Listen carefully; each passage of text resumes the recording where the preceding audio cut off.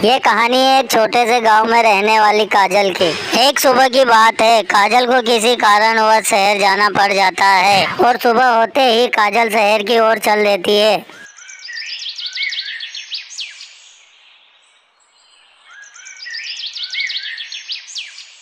शहर से लौटते समय काजल को अंधेरा हो जाता है, जिससे वह सीधा रास्ता छोड़ जंगल की ओर निकल जाती है। आगे जाके काजल को एक पेड़ के नीचे पक्षी बैठा दिखाई देता है, जिससे देखकर काजल वहीं रुक जाती है। अरे वाह, ये पक्षी कितना सुंदर है, ऐसा पक्षी तो मैंने आज तक नहीं देखा। क्यों ना मैं इस पक्षी को पकड़कर अपने साथ ले जाऊं और फिर गांव वालों को दिखाऊंगी। इतना कहकर काजल जैसे ही उस पक्षी की ओर बढ़ती है, वह पक्षी वहां से गायब हो जाता है। पक्षी के वहां से गायब होते ही काजल काफी डर जाती है और डर के मारे वहां से भाग निकलती है और भागते भागते भूतिया सड़क की ओर चली जाती है, जहाँ पर उसे भयानक आवाज सुनाई देती है।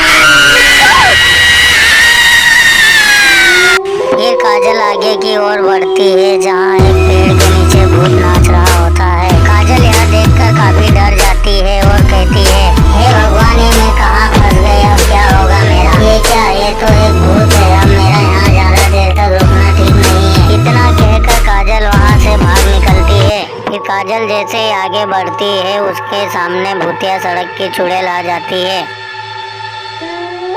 अरे ये क्या, ये तो रंजना चुड़ैल है। रंजना चुड़ैल को देखकर काजल के होश उड़ जाते हैं और काजल वहां से भाग निकलती है, परंतु रंजना चुड़ैल काजल का पीछा नहीं छोड़ती।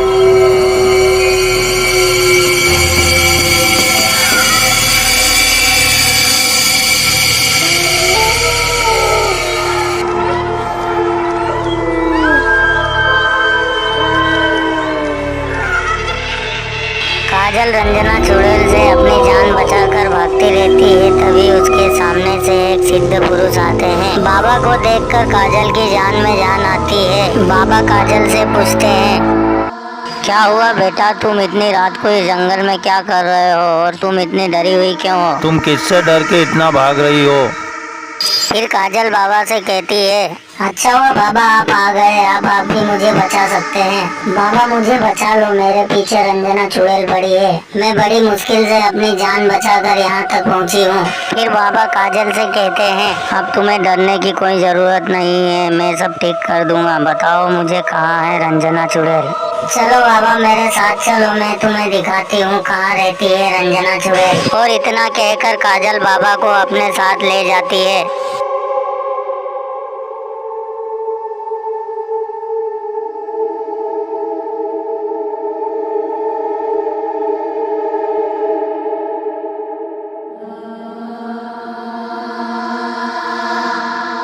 जाओ, यहाँ से आगे जाने की कोशिश मत करना, नहीं तो तुम लोगों के लिए अच्छा नहीं होगा। बाबा को गुस्सा आ जाता है और वो अपनी तलवार से खोपड़ी पर वार कर देते हैं, जिससे खोपड़ी गायब हो जाती है।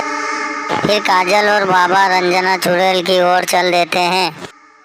बाबा यहीं से वो चुड़ैल मेरे पीछे पड़ी थी। बाबा और काजल रंजना चुड़ैल के बंगले पे पहुंच जाते हैं। फिर बाबा रंजना चुड़ैल को आवाज देते हैं, हे शैतान, कहाँ छिप कर बैठी है, दम है तो सामने आ। बाबा के इतना कहने पर ही रंजना चुड़ैल वहाँ पर जोर से हंसते हुए आती है। रंजना चुड़ैल जैसे ही बाबा के पास आती है, बाबा बिना टाइम गवाए उसके ऊपर तलवार से हमला कर उसे मार देते हैं और उसकी लाश को ताबूत में बंद करके हवेली के एक कोने में दफन कर देते हैं।